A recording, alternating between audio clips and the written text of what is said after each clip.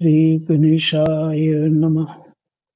श्रीसीतारामाभ्यां नमः।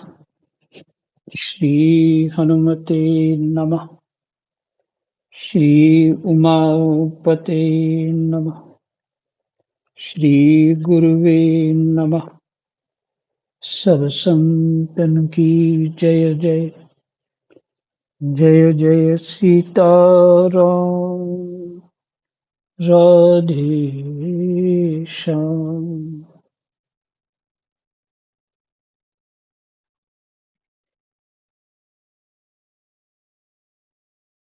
द्वादश स्कंद और छठा अध्याय और श्लोक नंबर 28 से पाठ होगा।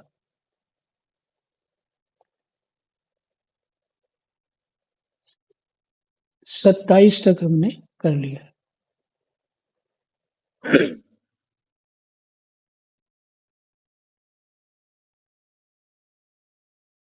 कृष्णाय वासुदेवाय हरये परमात्मने प्रणतः क्लेशनाशाय गोविन्दाय नमो नमः।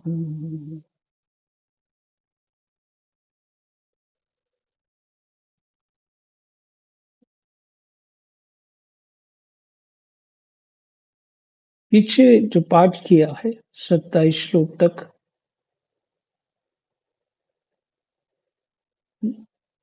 गुरु बृहस्पति जी ने जो उपदेश किया जन्मेजय को कि परीक्षित का मरना, शरीर छोड़ना वो एक प्रारब्ध है और सभी जीव सुख दुख अपने प्रारब्ध से पाते हैं, कोई सुख दुख नहीं देता। तो जो हिंसा रूप कार्य तुम कर रहे हो, सर्पों को मंत्र द्वारा आकृष्ट करके यज्ञ कुंड में डाल रहे हो, ये पूरी तरह अनुचित है, इसे बंद करो।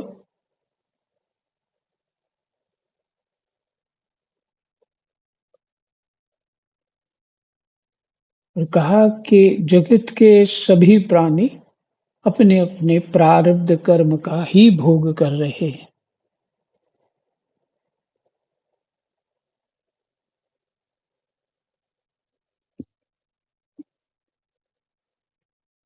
एक बार मैंने पहले भी आप सबको एक बात घटना बताई थी।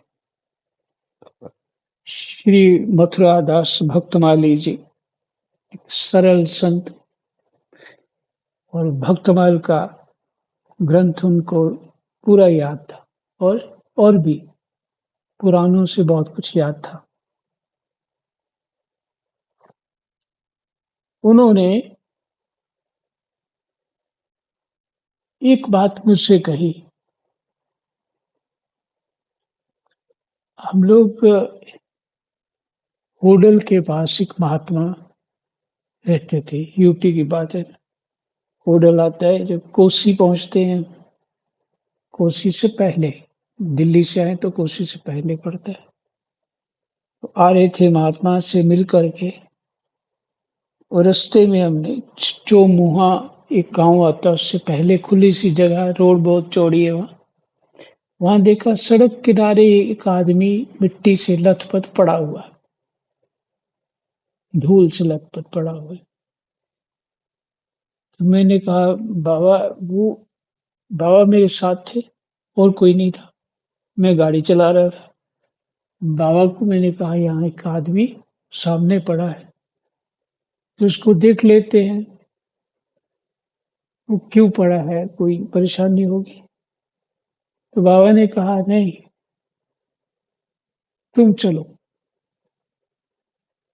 रुको मत। ठीक है, मैं चलने लग गया, पर मुझे अच्छा नहीं लगा। बाबा ने उसको, उसकी क्या स्थिति मुझे देखने नहीं दिया, इस कारण से मुझे अच्छा नहीं लगा। तो बाबा से मैंने एक बात बोली, बाबा वो किसी परिस्थिति क्या कारण है, क्या नहीं कारण है, किसी ने उसको मारा है या गिरा हुआ है, क्या स्थिति है, कोई नशा किया है, तो उसको देख लेते तो ठीक रहना था।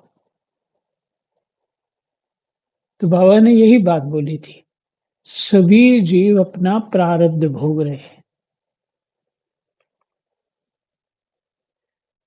प्रारब्ध तो उस देवता के हाथ है, विधाता के हाथ है, उनकी रिक्शा में वो खड़ा है। तो तुम जाके बीच में टांग मत अड़ाओ। किसी की भी सुरक्षा जो कोई करता है वो प्रारब्ध ही करवाता है या करता है, उसका ही कर्म फल ऐसा सहयोग बनाता है। तुम्हें ना प्रारब्ध का ज्ञान है और ना उचित समय का ज्ञान है। वहां कोई भी नहीं है, तुम उतरोगे और 10 गुंडे आसपास से आ जाएंगे,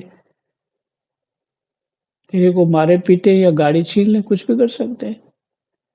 वो क्या नाटक है, क्यों पड़ा है, उसको तुम छोड़ दो। क्योंकि वो उसी एरिया के थे बाबा, ये 40 साल से उसी एरिया में रह रहे थे। तो क्षेत्र जो है, होडल से लेकर के यहाँ तक आगरा, फिर उसके आगे भी इस तरह से कि रात को दिन को लोग गाड़ियां लूट लेते थे, लोगों की कारें, कभी किसी बस को। पहले ऐसा चलता था बहुत।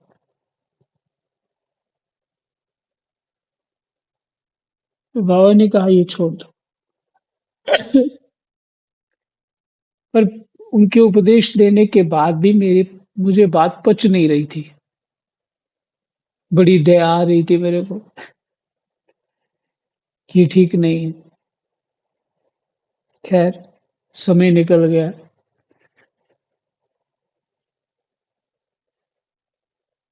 वो सब बातें बाद में समझ में आने लगी। किसी किसी बड़ी मार्मिक बात है, किसी कमजोर है, कोई रो रहा है, उसकी तुम हेल्प कर दो। हुँ, मैं कुछ ऐसी बात सुना रहा हूँ जो आपको पचेगी नहीं। हेल्प कर दो, और जब वो अपनी स्थिति में आ जाएगा, तो जो उसका स्वभाव होगा, वो उसके अनुसार उसी बल को प्राप्त होकर के जिन कर्मों से दुःख प्राप्त हुआ था, उन्हीं कर्मों को करने लग जाएगा।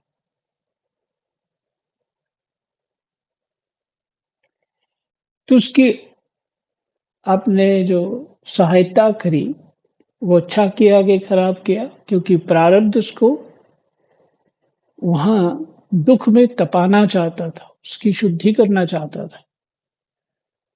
उसके अंदर दूसरों की पीड़ा का एहसास करवाना चाहता था।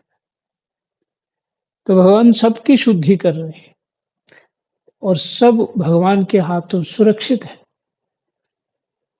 ये हमारी ही मूर्खता है कि जो हम संसार के कल्याण के लिए ऊँची-ऊँची बातें करते हैं और इस तरह से चिंतन करते हैं। भगवान ने सबको सँभाल के रखा है। शास्त्र समझ आने पे स्वतः ही समझ आ जाएगा कि हर जीव प्रारब्ध यदि भोगता है, तो सुरक्षित भी परमात्मा से है। प्रारब्ध के साथ सुरक्षा है ये? नहीं। देखिए, अगर अदृष्ट प्रारब्ध उसके साथ ही चलता, हर समय चलता रहता है। सोए हुए व्यक्ति का अदृष्ट प्रारब्ध उसके साथ ही खड़ा रहता है।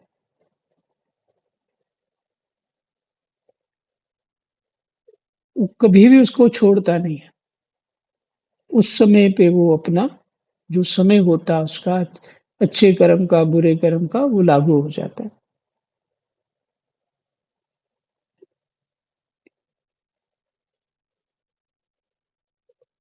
इसीलिए ऋषियों ने उत्तम उपाय करुणा करके दिया। शास्त्रों की रचना करी, रचना मैंने वेदों से उसका अर्थ निकाल करके शास्त्रों में सरल ढंग से रखा और सबको वो दिया, प्रचार किया। बहुत खूब प्रचार किया और सबको धर्म पे लगाया। ऋषियों ने ये नहीं किया कि सबको धन प्राप्त हो जाए, अन्न प्राप्त हो जाए, सबकी मनोकामनाएं पूर्ण हो जाए, ये नहीं किया। ये तो पशुता बढ़ाने वाली बात है। उन्होंने जीव का धर्म ठीक किया, उसका ज्ञान ठीक किया, उसका अभ्यास ठीक किया और उसके विवेक को उज्जवल किया।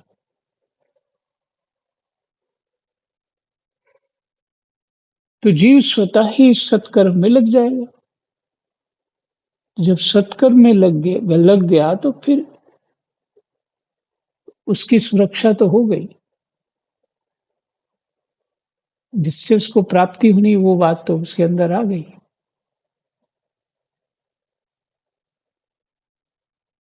इसलिए अज्ञानी जीव ही सा विचार करता है कि इसका क्या होगा, उसका क्या होगा। कि जो सृष्टि रच करके सब चंद्र सूर्य को, तारों को, नक्षत्र ग्रहों को एक क्षण भी इधर उधर नहीं होने देता, क्या उस परमात्मा को हमारा ज्ञान नहीं है? उसको सबका ज्ञान है। उसने सबकी सुरक्षा निश्चित की हुई है। हमें अपने परमार्थ को पाना है। हमारा लक्ष्य यही है, हमारा कर्तव्य यही है, हमारा धर्म यही है। अपने परमार्थ को पालो। ये वो घटना याद आ गई।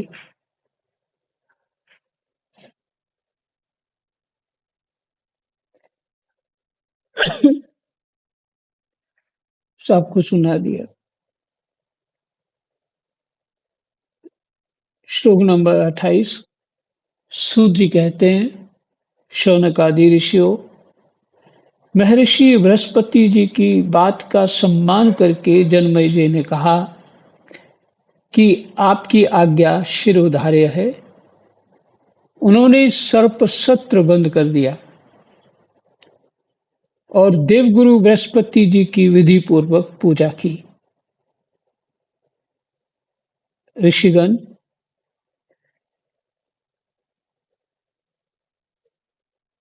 जिससे विद्वान ब्राह्मण को भी क्रोध आया, राजा को शाप हुआ, मृत्यु हुई, फिर जन्मेजय को क्रोध आया, सर्प मारे गए। यह वही भगवान विष्णु की महामाया है।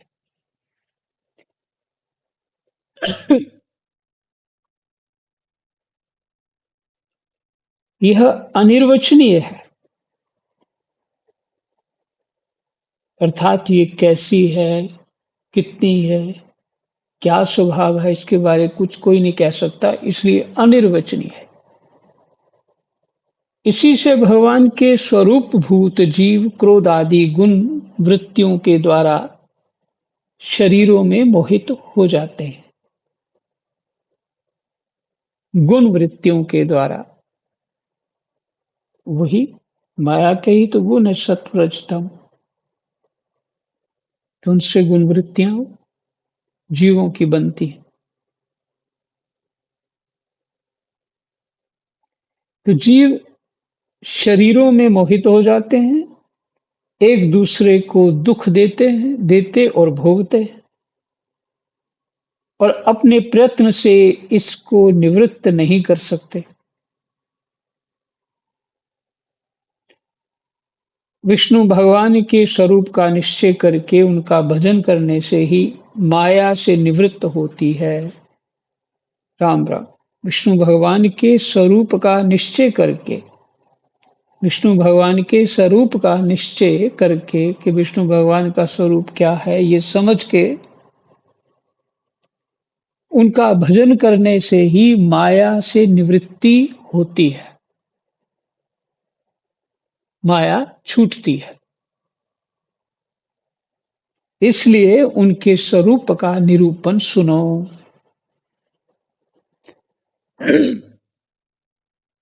ये सूत जी कह रहे हैं।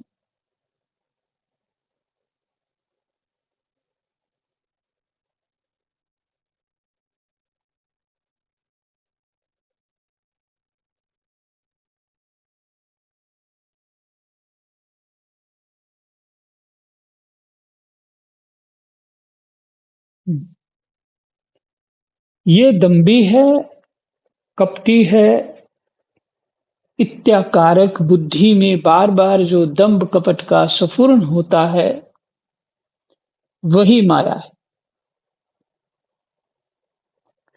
जब आत्मवादी पुरुष आत्म चर्चा करने लगते हैं,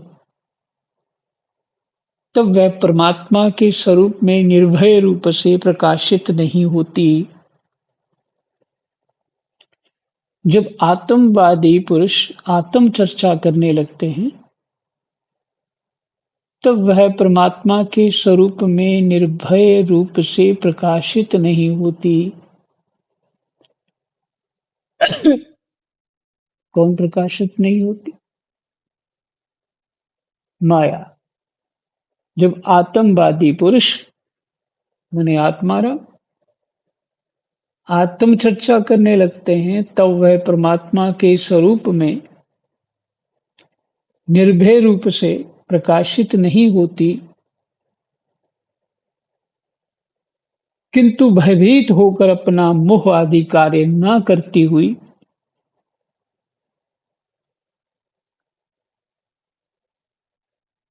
मोह आदि कार्य न करती हुई ही किसी प्रकार रहती है। इस रूप में उसका प्रतिपादन किया गया है। वहां मोह आदि कार्य करने में सक्षम नहीं रहती, पर रहती, फिर भी रहती है। इस किस रूप में? इस रूप में उसका प्रतिपादन किया गया है। क्या प्रतिपादन किया गया है? माया के आश्रित नाना प्रकार के विवाद,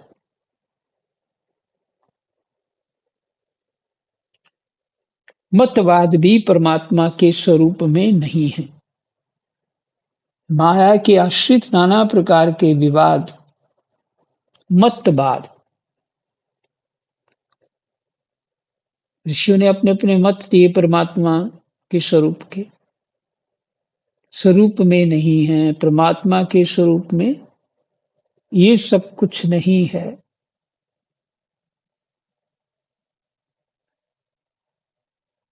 मुझे लगता है ये दर्शनवादी हैं, अपना अपना दर्शन रखते हैं और अपने अपने दर्शन के अनुसार ही साधना करते हैं और भगवत प्राप्ति करते हैं। और ये दर्शनवाद परमात्मा में नहीं है, माया में। अविद्या में हो नहीं सकता, पर विद्या में है। तो विद्या भी माया है, अविद्या भी माया है।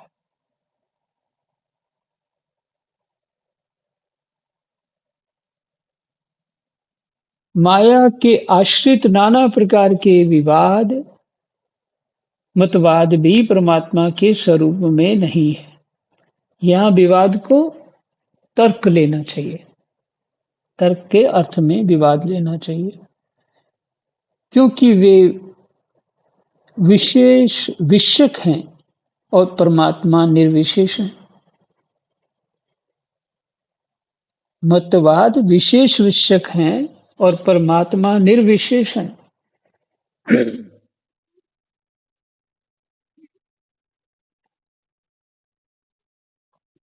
परमात्मा के स्वरूप का कोई वर्णन नहीं कर सकता, इसलिए निर्विशेष है। केवल वाद विवाद की तो बात ही क्या, लोक परलोक के विषयों के संबंध में संकल्प विकल्प करने वाला मन भी शांत हो जाता है।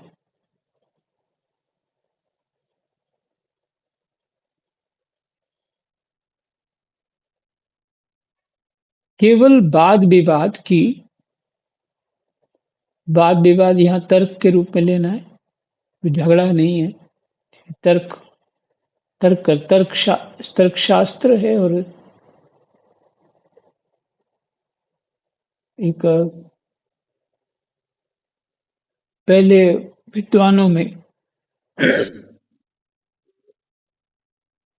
तर्क होता था, अपने अपने विषय पर एक दूसरे के विषय को खंडन करने मंडन करने का तर्क होता था। उसकी बड़ी बड़ी सभाएं होती थी, उससे लोगों का ज्ञान वर्धन होता था, विवेक बढ़ता था। अब भी कहीं कभार थोड़ा बहुत होता है, पर उतना नहीं। विशेष विशेष स्थान पे कभी ऐसा कोई सत्र चलते हैं उनके, तो ज्यादा नहीं।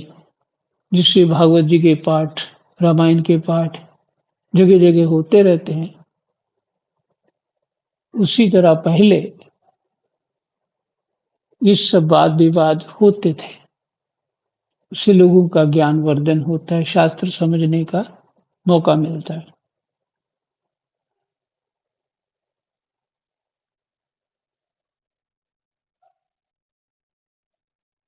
तो कहते हैं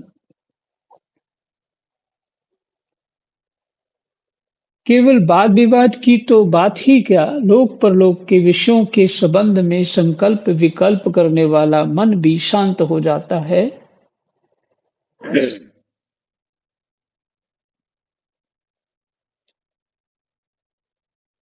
जो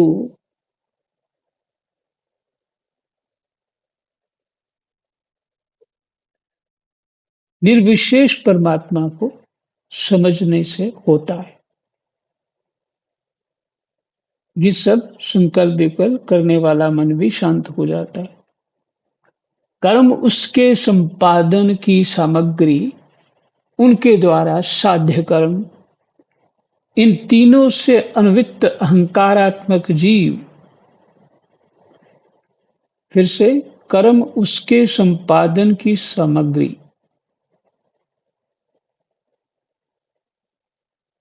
कर्म उसके संपादन की सामग्री और उनके द्वारा साध्य कर्म, इन तीनों से अन्वित अहंकारात्मक जीव, इनसे सना हुआ अहंकारात्मक जीव, ये सब जिसमें नहीं है, वह आत्म स्वरूप परमात्मा ना तो कभी किसी के द्वारा बाधित होता है और ना तो किसी का विरोधी ही।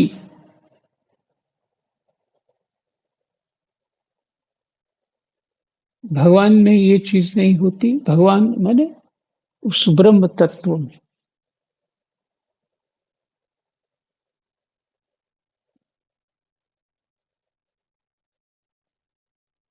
कर्म उसके संपादन की सामग्री, कर्म उसके संपादन की सामग्री, दो उनके द्वारा साध्य कर्म जो करना है, इन तीनों से अन्वित,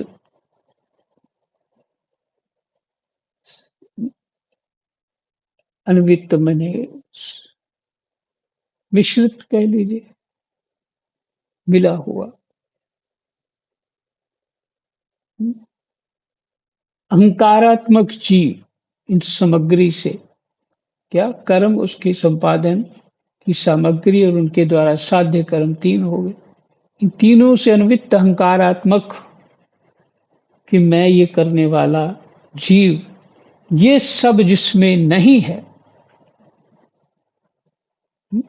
मैं करने वाला हूं, ये सब जिसमें नहीं है, वह आत्म स्वरूप परमात्मा ना तो कभी किसी के द्वारा बाधित होता है और ना तो किसी का विरोधी ही है।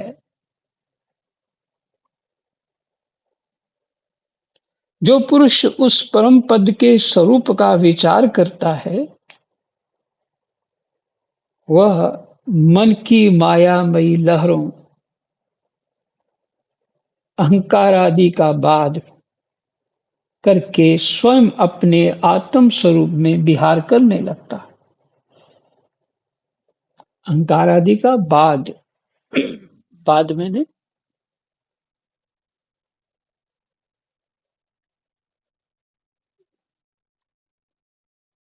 बाध करके, उसका चिंतन करके,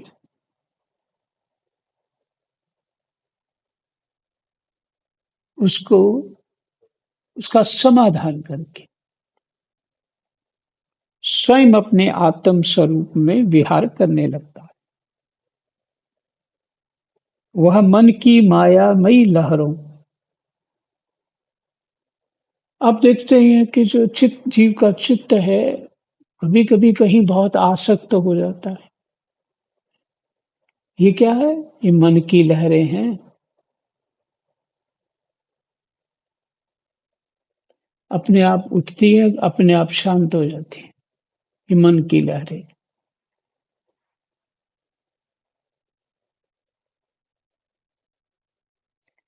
तो ये मन की जो लहरें हैं, मन की मायामयी लहरें जो है, अहंकार आदि का बाध करके स्वयं अपने आत्म स्वरूप में विहार करने लगता है। वह आत्माराम। जो मुमुक्षु एवं विचारशील पुरुष परम पद के अतिरिक्त वस्तु का परित्याग करते हुए, मुमुक्षु जिज्ञासु विचारशील पुरुष परम पद के अतिरिक्त वस्तु परित्याग करते हुए नेति नेति के द्वारा उसका निषेध करके ऐसी वस्तु प्राप्त करते हैं जिसका कभी निषेध नहीं हो सकता। नेति नेति मैंने ना इति, इतना ही नहीं और भी है, करते करते जो शेष बचा रहता है उसके बाद का निषेध करके वस्तु प्राप्त करते हैं जिसका कभी निषेध नहीं हो सकता और ना तो कभी त्याग ही। वही विष्णु भगवान का परम पद है।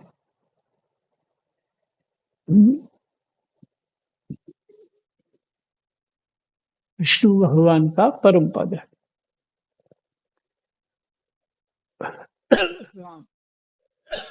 तत्व स्वरूप परम पद है,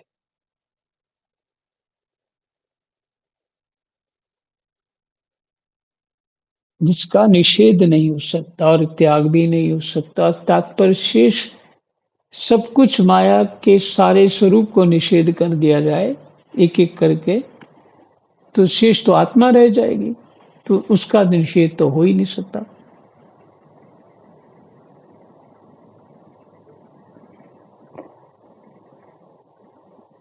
आत्मा, मुझे ऐसा लगता है कि आत्मा को अनुभव किया जा सकता है, लेकिन उसका भी वर्णन नहीं हो पाएगा वो कैसी है, वर्णन नहीं हो पाएगा। जो गुणातीत वस्तु है उसका वर्णन कैसे होगा? यही कह सकते हैं सच्चिदानंद है।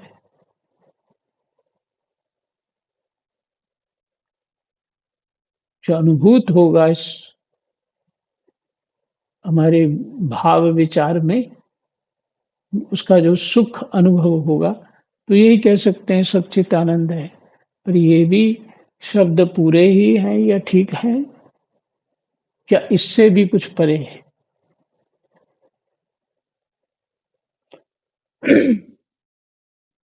तो कह रहे हैं वही भगवान विष्णु का स्वरूप है, परम पद है।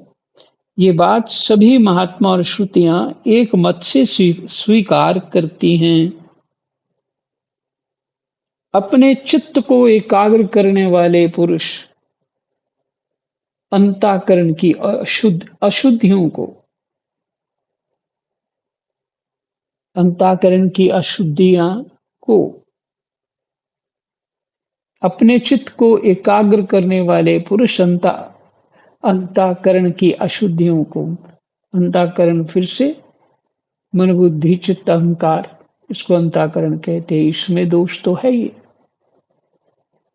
उसकी अशुद्धियों को, अनात्म भावनाओं को सदा सर्वदा के लिए मिटाकर अनन्य प्रेम भाव से परिपूर्ण हृदय के द्वारा उसी परम पद का आलिंगन करते हैं। अंतःकरण की अशुद्धियों से उस तत्व की प्राप्ति नहीं होती।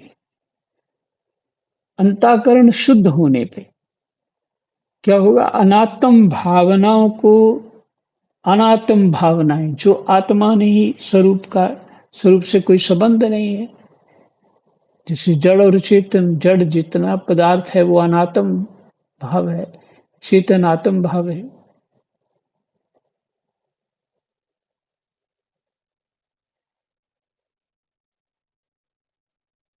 सदा सर्वदा के लिए मिटाकर, अनात्म भावनाओं को सदा सर्वदा के लिए मिटाकर अनन्य प्रेम भाव से,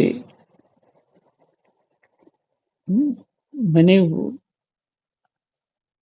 माया, वो तो अनात्म है, मैंने अनात्म का अर्थ हो गया आत्मा नहीं है। तो अनात्म, आत्म भाव, उसकी विपरीत बोलना हो तो अनात्म भाव। तो बाकी सब जड़ प्रकृति जो माया है, उसको वो सदा सदा के लिए अपने अंतःकरण की शुद्धि करके सदा सदा के लिए छोड़ देता है, मिटा देता है। फिर अनन्य प्रेम भाव से, तब उसके अंदर अनन्य प्रेम भाव जाग सकता है।